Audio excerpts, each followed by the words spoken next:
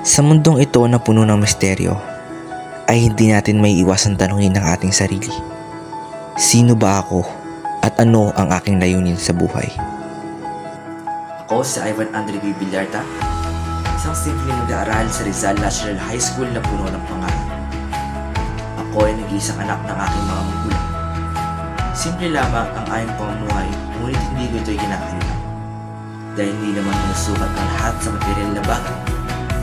For me kasi, okay na yung masaya at kompleto kami ng aking pamilya. Layunin? Simple lamang ang aking layunin sa buhay.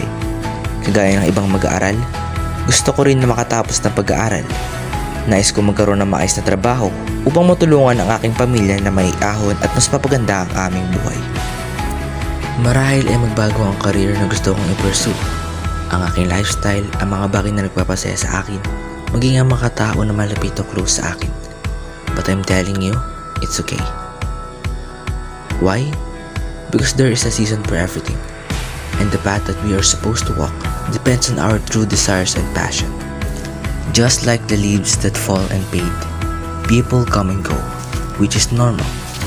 These events lead us to who we are and what we are right now.